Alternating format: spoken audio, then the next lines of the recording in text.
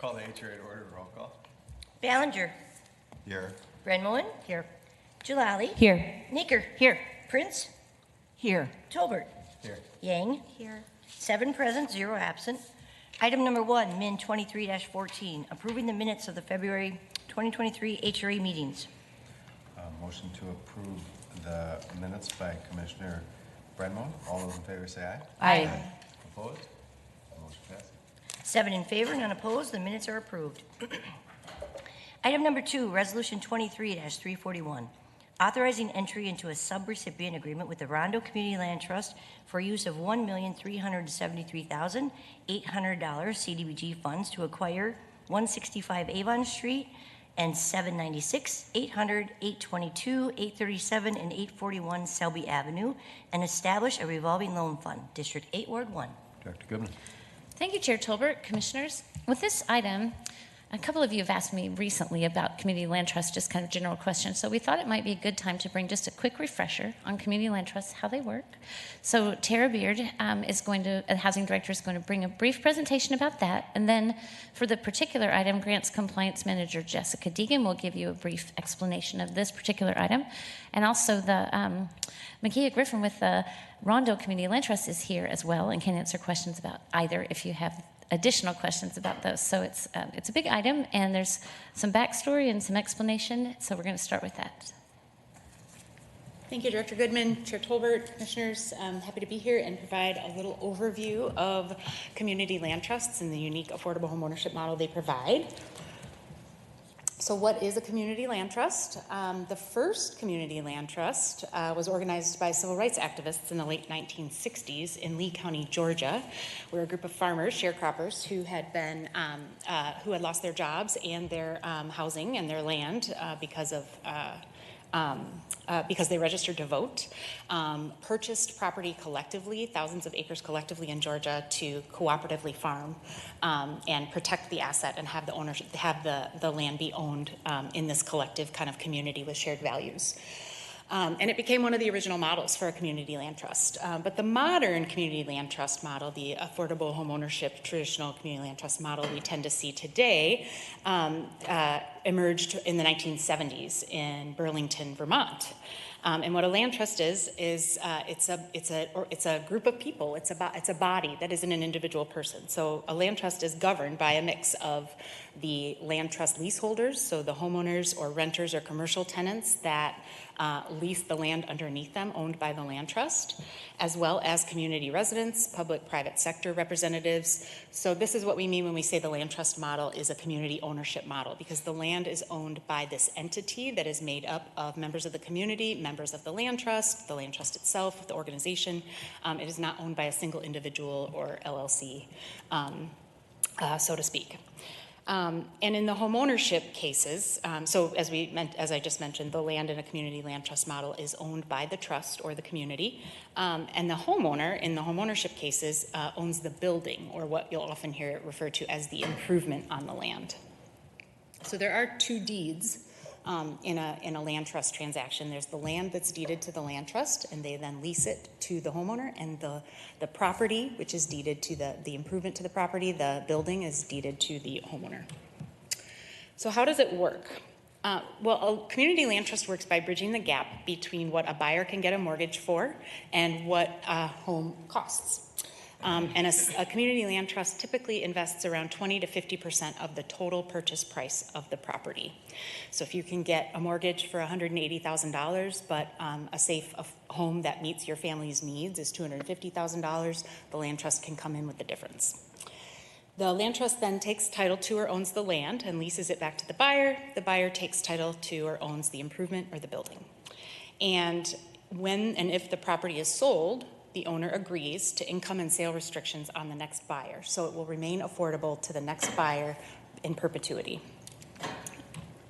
And to kind of show how that works, I have a little transaction comparison here, an example of how a conventional mortgage transaction happens compared to a transaction for a community land trust property home buyer. So in a conventional transaction, if we are looking at a $250,000 home, perhaps the home buyer has $10,000 in down payment assistance available or their own savings. They get a mortgage for $240,000. The principal and interest plus taxes and insurance and mortgage insurance is going to total a monthly cost for housing of $1,886 a month. Same exact house, same exact value. If you bought through the land trust model, means that there would be a $75,000 investment from the land trust in this example, and you would need a mortgage for $175,000, which results in total monthly costs of around $1,360. $1,359 a month.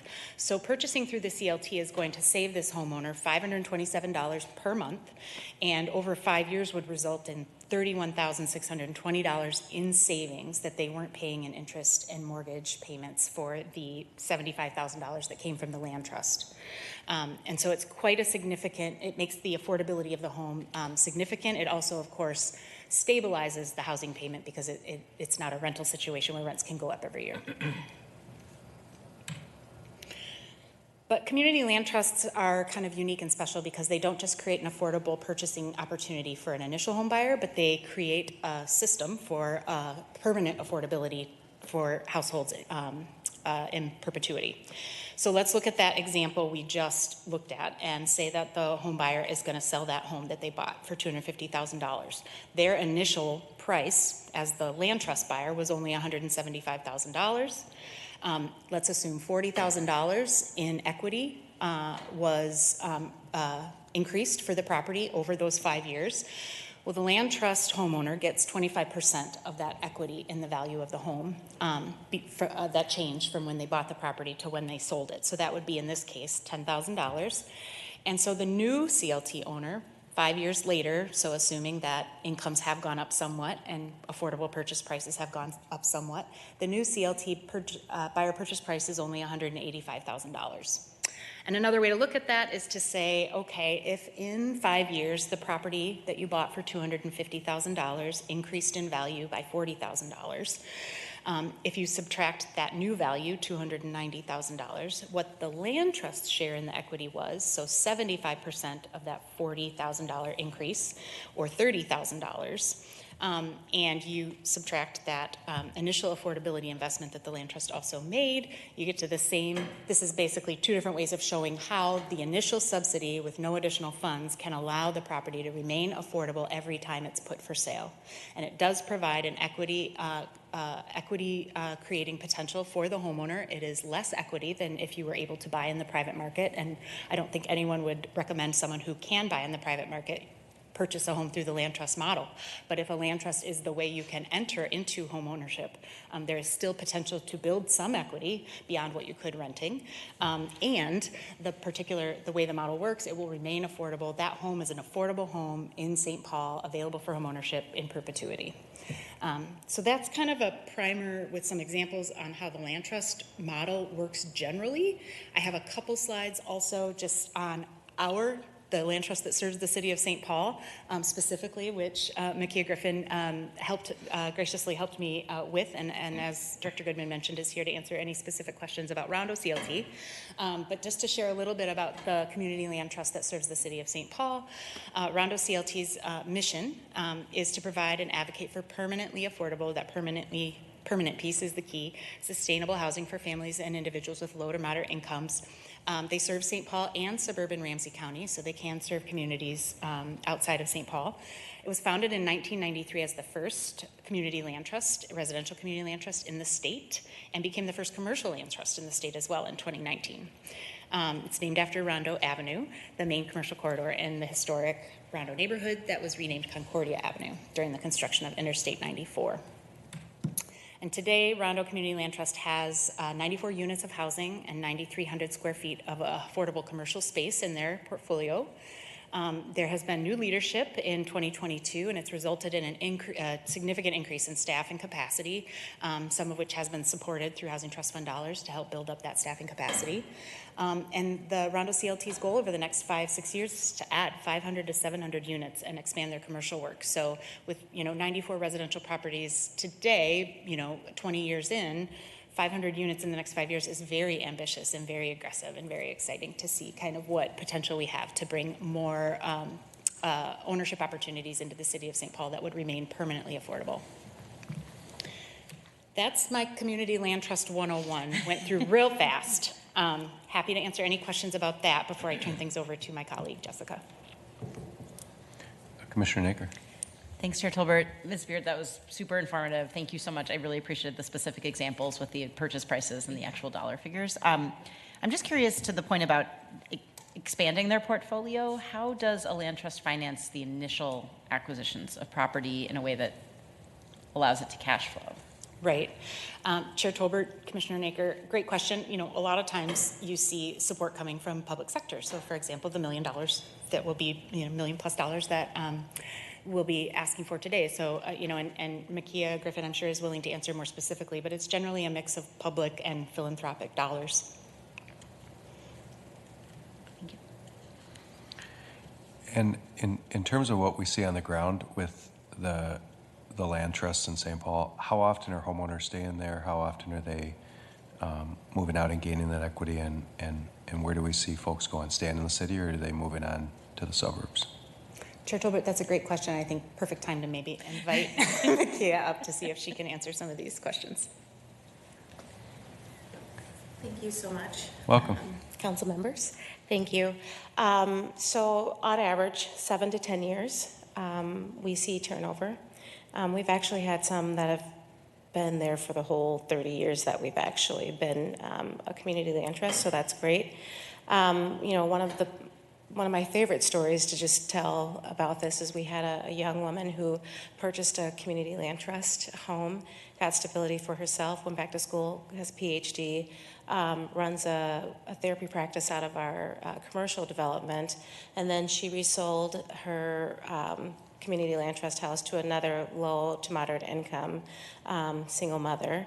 And she also had enough of her 25% to enter into the regular real estate market. And that's the power of what we get to do, and she's still settled in St. Paul. So it's really good to know that, but that is the power, I believe, of what a one-time subsidy can do for a community. And a homeowner can stay there As even long as they want. when their economics have hopefully improved? Yes, we only income qualify one time. Okay. And how do you filter out people who could qualify because they just happen to be in college or things like that, compared to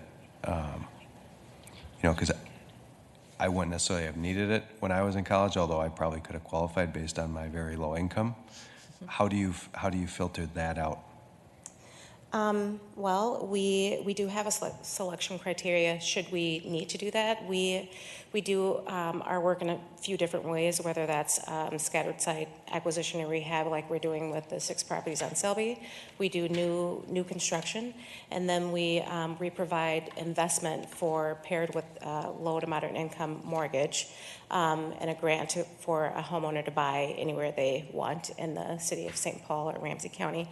And so provided that we've got funds, or if we have a lot of people vying for any of our resale properties that we put back on market for resale, or our homes that we have in our inventory, then we have a selection criteria for that. Or as we're working through just funding with a grant match to a mortgage, it just depends on how much funding we have and who's in the pipeline. But typically, we would love to have a young college student that wants to buy a duplex and, maybe. So you don't look at family income for a young, because a young St. Thomas student who has parents in Orono. Well, we understand. It's 80% AMI, area median income and below, and we really try to focus on families first, Okay. or people who have children or those kinds of things. Maybe add. Yeah, can you add? May I? Sorry. Pardon me, Chair Tolbert, if I may. I think I'd just add that, CLT homeowners still have to get a traditional mortgage in the traditional mortgage market. And so, a student, at that income wouldn't be able to show any kind of ongoing income to really support a mortgage. So I don't think they would find themselves eligible. And if their wealthy parents were willing to buy with them, then of course their wealthy parents' income gets calculated and they're no longer eligible. So If that maybe helps answer your question, thought I'd add. Yeah, thank you. Appreciate that. But, you know, we had just a young African-American woman, she's single, who applied for our program just coming out of college and wanting to own a home. And, you know, we didn't have any other family matches at that time, so we were able to provide support with someone who had very low income and not a lot of family support at the same time. So there are special cases. Commissioner Brenmon, and I see a couple other hands too. I apologize if I missed this. Can you explain with the duplex models, how do we manage they were counting it as 2 units, but if somebody was to purchase a duplex, would they then be the landlord for the second duplex unit, or is it considered 2 more like a condo, or how do you manage that? So we have about 4 or 5 owner-occupied duplexes in our program, and we actually work with Family Housing Fund, Model Cities, and Hope Communities to really help encourage low to moderate income folks to be owner-occupied duplex owners. So some of that, these duplexes that we have right now, we have a person who's actually interested in purchasing and becoming an owner-occupied landlord. So we provide a lot of support with all of our community partners, as well as our post-purchase stewardship that really kind of helps them understand and how to continue to be a landlord. We, again, only income qualify once. We don't have income restrictions on the second unit that the person can rent out, but typically we find that folks are renting out to their family, or they're keeping kind of affordable, naturally occurring affordable housing in the community when we do see owner-occupied duplex or fourplex, triplex work. So that owner-occupied landlord would be collecting the rent? Yes. Okay. I wasn't sure if then, just looking at the distinction there, if it was the community land trust that collected the rent, so the person is not only in-home ownership and building a certain amount of equity, but also learning to be a landlord. Correct. As well. And, you know, they're actually gaining, most times, their mortgage is covered almost 75%, if not more, of the rent. So, again, it's another way that we can help community build wealth at the same time. Okay, thank you. Commissioner Ballinger and Commissioner Naker. Hi. One of my questions is, do you help with getting the financing? So we have about 7 mortgage financiers that do this work with us. We work with Model Cities, Minnesota Homeownership Center, NeighborWorks, and others that provide financial counseling to prepare people to get ready for homeownership. We do orientation every week. We work with our folks to just figure out where they're at in the ecosystem, if they're ready, if they're not ready to purchase a home. Then we pair them with one of our financial counselors to help them go through that work. And then they're working closely with one of our mortgage providers to be able to get a mortgage. I love that because I know that BIPOC folks are routinely turned down for these loans, and I was wondering how that would work out. I have one other question, and that is the property at 796 Selby is directly behind a home at 802 Dayton that just recently listed for $475,000 and was gone in 2 days. How will you determine what this home on Selby will be valued at? It's going to be valued at someone who can afford a mortgage at 80% area median income or below. I would like to say that 66% of our homeowners last year were 50% area median income or below when we provide the right type of investment. So we will look at how much of the acquisition price, the support that you're going to give us today, will be put in as a affordability gap. And so it will be valued way under 400. It'll be valued at 400, but we would put in the necessary gap to make sure that it's affordable to somebody that might have a mortgage of $150,000. Okay, and one last thing. I lost that thought. Commissioner Aker? Thanks. I'll yield back to you, Commissioner Ballinger, if you remember. I have two questions. One is just to make sure I understand. It sounds like if the property owner, when they sell, gets 25% of the increase in the value of the home over time, that there would be a built-in incentive for them to make improvements to the home or to take care of it or to do things that will increase its sale price. Am I understanding that right? Yes, so we do work with our buyers to, we want to encourage them to put capital improvements and things into their home. So they also get 100% of value of the capital improvements, along with 25% of any of the equity, and if they've paid off their mortgage, they get their investment back. Got it. As well. And then just one follow-up. The plan to expand by 500 to 600 units over the next 5 to 6 years is extremely exciting. It also does seem very ambitious. So can you speak to how that's going to happen, where those units are going to come from? So we are a developer. So we work with other developer partners. We are looking at, I think we're going to develop 12 units somewhere new here in the city. We are going to continue to push and ask for additional funds from Minnesota Housing and Finance Agency, Ramsey County. So we have all of Ramsey County, and work with our philanthropic partners to help provide additional subsidies so that we can continue to grow and do our work. So we have a plan to really get up to about 100 units of production in the next 3 years here. But we're also we do commercial, so work as well. And we have a couple of sites that we're bringing together so that we can actually have some more vertical ownership through limited equity co-op or condo. And so there's a way that we are definitely going to get there.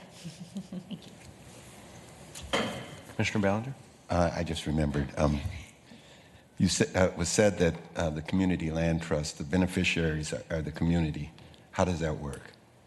When the community is the benefit? Yes. Okay. We hold land together, and we keep land out of speculative market. While it's really great that on Dayton Avenue, and I'm a Rondo girl, I was born and raised in the community. When you have a $400,000 home, and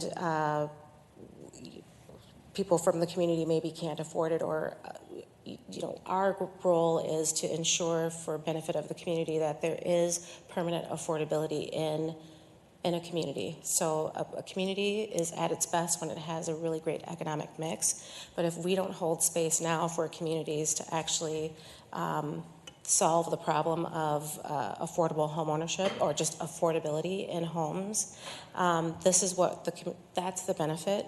And the community gets to say, we're not going to sell the land. We're not going to have speculative investors come in and take the land.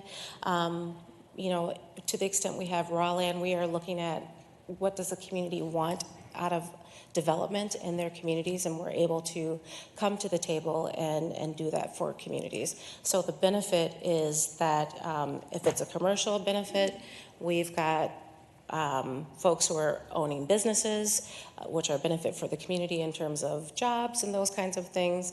If we have homes or home ownership, we have the ability to have, we hire people from the community to actually do construction on those jobs or maintenance, those kinds of things. So the community benefit is to be able to hold space for community and affordability. Commissioner Prince? Thank you. This has just been a great presentation. I'm learning so much. I've always been supportive of the idea, but now I get it, even more than I had. Couple of questions.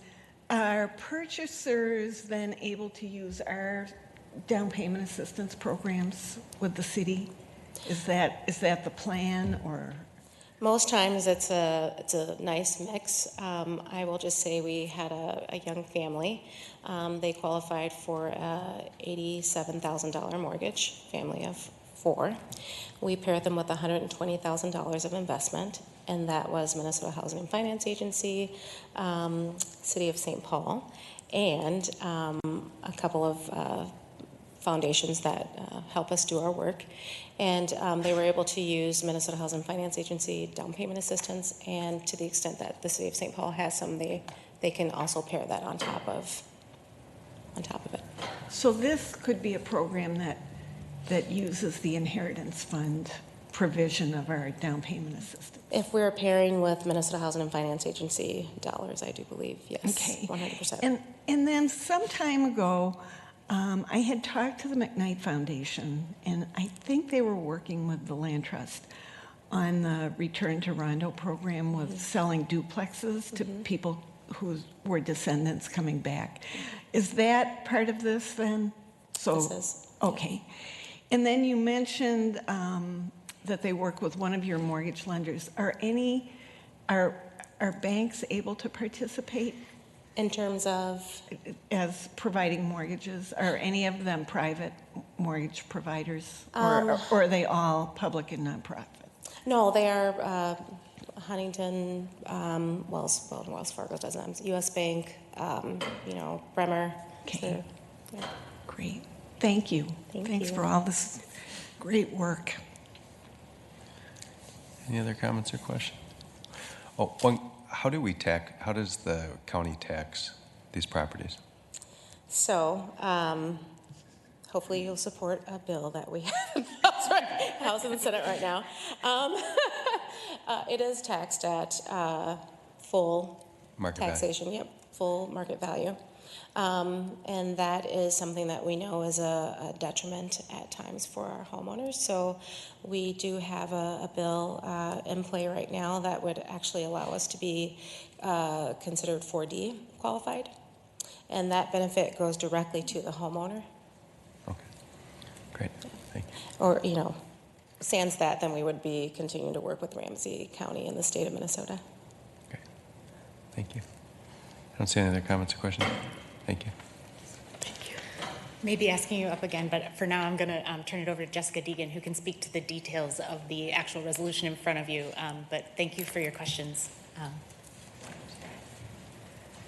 Thank you, Tara. Thank you, Micaiah. Good afternoon, Chair Tolberg and Commissioners. I'm Jessica Deegan. I'm Grants Compliance Manager in PED, and I'm here to seek your approval for Resolution 23-341 to enter into our subrecipient agreement with the Rondo Community Land Trust for the acquisition of 10 units in 6 properties along, I will give all the addresses again. You've heard them on Selby and Avon Avenues in District 8, Ward 1.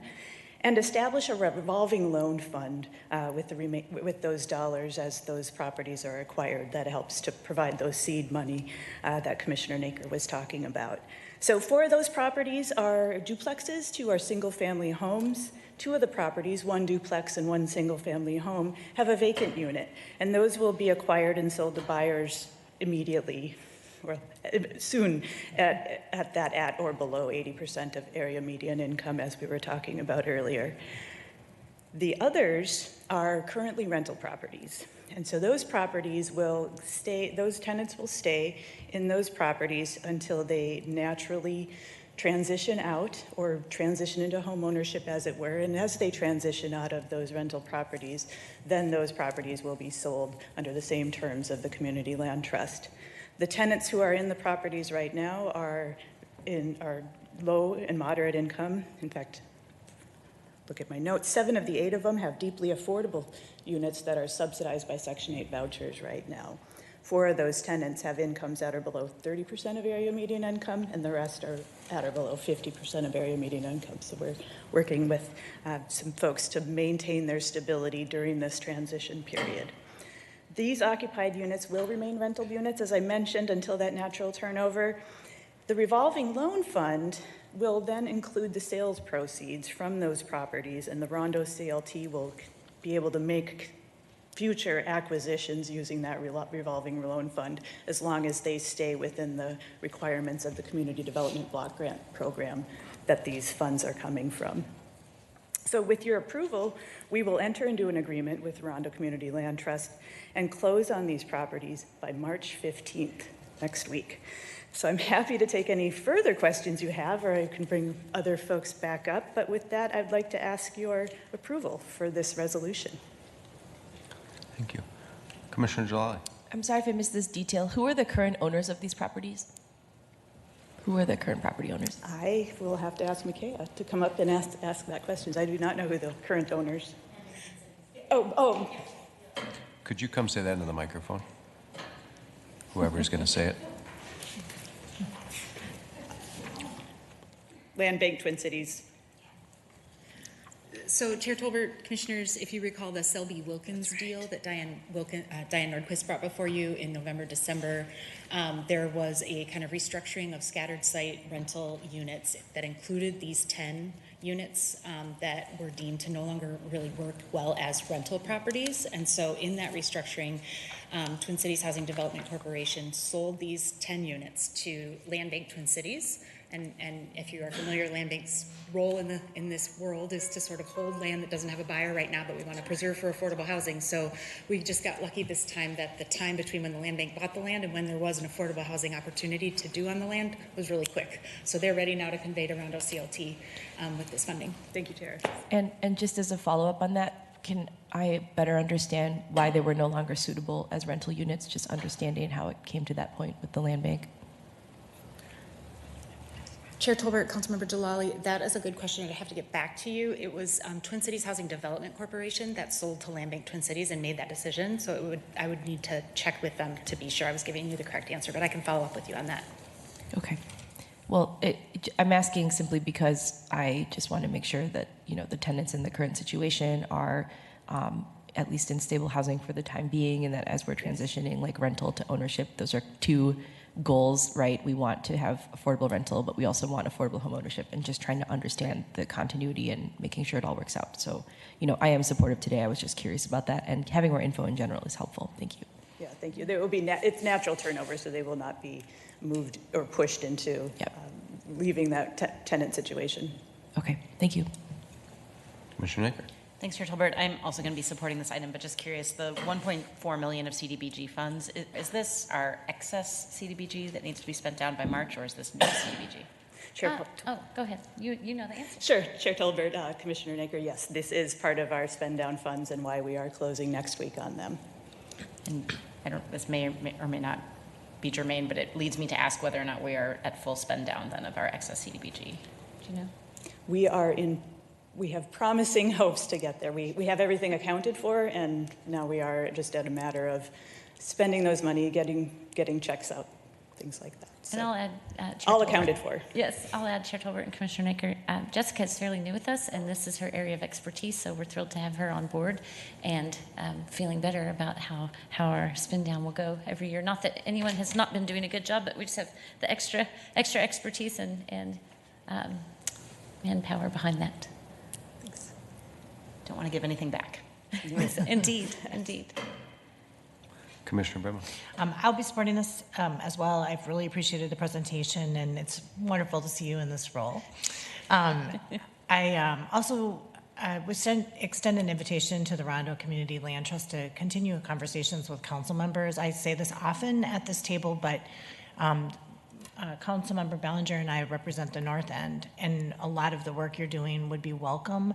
I know you're citywide in scope, but everything we're looking at here is focused in a different neighborhood. We have a lot of homes converted to duplexes, triplexes, and fourplexes during the housing recession, and the work that could be done to convert back to ownership plus wealth building in our communities would be fantastic. It would be welcomed. We don't have the kind of nonprofit base that the East Side has, that Frogtown and Rondo has. There's really no organization that's specifically focused on the north end, but it's also a place where housing is naturally occurring affordable, and we're noticing people starting to move there because they can afford homes, but we know that that means the next thing that happens is the price starts escalating. And so I would love to talk with you. I know Councilmember Bellinger and I both, we share a border and an area that really could use huge hugs, lots of investment. And so I would look forward to having a longer conversation, especially now that we've had the primer. I appreciate that very much. Look forward to it. Commissioner Yang. Thanks, Chair Tolbert. I just want to say thanks to the folks from Rondo Community Land Trust for coming and sharing about like personal stories of people who you have supported and impacted along the way. Like I would say that in my role as a council member, some of the most rewarding things is really hearing back from like organizations about the work that they've done and the impact they've had. And so I am in support of this and hope to hear more updates from you all in the near future. Great. Thank you. Any other comments or questions? If not, a motion to approve this from Commissioner Ballinger. All those in favor say aye. Aye. Aye. Opposed? Motion passes. 7 in favor, none opposed. The resolution is adopted. Thank you. Item number 3, Resolution 23-345, recommending approval of the financing of a $2,307,342 American Rescue Plan Act, ARPA loan, and authorization to enter into a subrecipient and loan agreement for the Ashland Apartments project at 532 Ashland, District 8, Ward 1. Director Goodman. Thank you, Chair Tolbert, Commissioners. Again, this item is to recommend approval of the financing of the ARPA loan and authorization to enter into the subrecipient and loan agreement for the financing. This project involves the rehabilitation and adaptive reuse of an existing vacant building at 532 Ashland in Summit University neighborhood into 17 new single-room occupancy units for permanent supportive housing. Ashland Apartments, LLC, is an entity wholly owned by R.S. Eden. They will be the owner of the development project. R.S. Eden will serve as property manager and service provider. R.S. Eden was founded in 1971 and has experience in the development of affordable and low-barrier housing and the service delivery as a permanent supportive housing, as well as operating residential programs. This property previously was operated, R.S. Eden previously operated it as a congregate living group residential home, so multiple individuals per room with a maximum occupancy of 34. With this project, the total occupancy is reduced to 17. Each resident will have their own private bedroom and living space with a shared kitchen and bath. Exterior renovations include roofing, siding, windows, and building access and security improvements. Interior renovations with plumbing repairs, a new boiler, flooring, bathroom updates, wall demolition and construction, the expansion of that commercial kitchen with new appliances, as well as environmental and cleanup work. The 17 units will house single individuals with incomes restricted to 30% of AMI or below. 10 units will be reserved for high-priority homeless designated households. All 17 units are reserved for persons with a disability. All 17 units were awarded housing support subsidy from Ramsey County in March, which will provide rent and services funding. R.S. Eden does intend to receive referrals through coordinated entry, as well as providers who work with reentry-focused congregate services. The requested budget amendment, or a requested budget amendment to designate the $2.3 million of ARPA funds from the 30% deeply affordable housing ARPA program to this project will go to City Council for approval on March 15th. The ARPA loan will need to be authorized by City Council in a separate resolution. And this project also secured a deferred loan from Ramsey County of approximately $1.9 million. And they have agreed to be in subordinate position to our financing. Total development costs for the project are approximately $4.8 million. Senior Project Manager Erica Bird is here, as well as Andy Hughes from the project team, if you have any additional questions. And staff recommends approval of the item. Great. Any comments or questions? Commissioner Ballinger. I do have one, and I ask because of the general inequity that we see in the city sometimes, but will these people that will be selected put in application, will we make sure that there's equity in terms of who is allowed, who is given these rooms? Chair Tolbert, Councilmember Ballinger, are you speaking like of racial equity? Yes. I would maybe defer to Mr. Hughes if he has any information on the selection process. Chair Tolbert, Commissioners. I'm Andrew Hughes, the development consultant with RS Eden on this project. To answer your question, Commissioner, the majority of referrals will come from coordinated entry, so the homeless management system for the county, so folks living either unhoused or in shelters and whatnot. And then the intent of RS Eden, if they were here, they'd be able to speak to it better than I could, but the intent would be able to screen folks into housing to make it permissive, as this is housing for supportive housing. So that's a yes.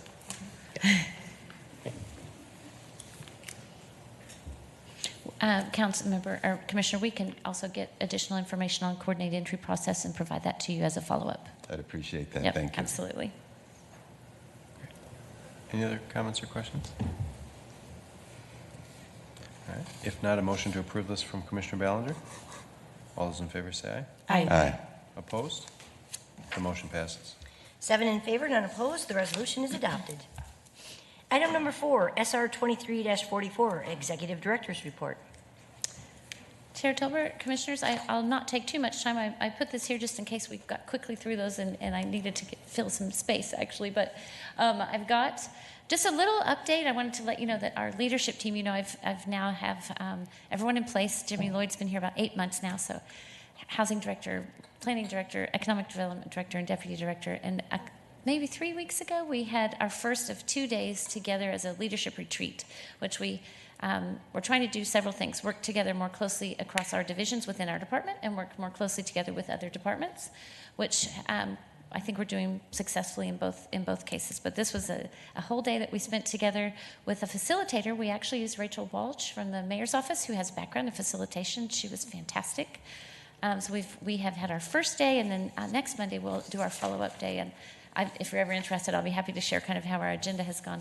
I just want to say how I'm impressed with all of them, and I know you are as well. But to have them in a room together, and Rachel would support this observation, just so willing to just really be vulnerable with each other and share their thoughts and questions. And there was Rachel allowed kind of the conversation to flow as it needed to, as we would get on topics, or someone would ask a question and the other person would say, like, I need you to talk to me, like, talk to me more about that, help me get there, you know. And it was just so wonderful. And I'm really looking forward to our follow-up. We kind of started with the airing of the grievances, you know, talking about our challenges, and we continue to talk about those, and we're looking at things that we want to focus on, and why can't we? Because we spend so much time on things that there's literally like not the oxygen to focus on the things we want to. So what do we need to not be spending time on, and how do we set boundaries or prioritize time? So I want to mostly brag on my leadership team, because they are amazing, and even more amazing when you put them all in a room together all day and see how their collective intelligence and passion is working together. So that would be my update. We're meeting in DC next week on Monday for our follow-up, and it's a great space. If you haven't been there, you should go see their new building. They have a training facility upstairs, so Renee Dossman was kind enough to offer that space for us to have our follow-up meeting next Monday. So that's all I have to share. Thank you. Commissioner Naker. Thanks, Chair Tolbert. First of all, I thought you said you're meeting in DC next Monday, and I was like, neighborhood development. Interesting use of funds. Yes. But I heard it, NDC. I'm a big fan of retreats, so I'm really glad to hear that you're doing that, as my colleagues know. And I wanted to... Not all of them, some are new. That's true. Some of them will find it.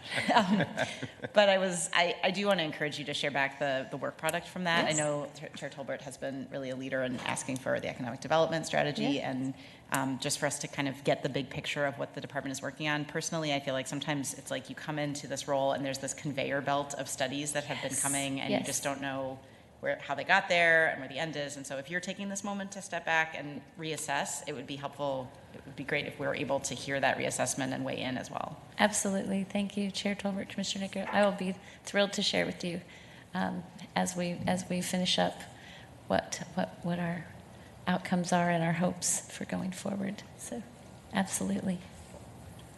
Perfect. Anything else? If not, we're adjourned. Thank you.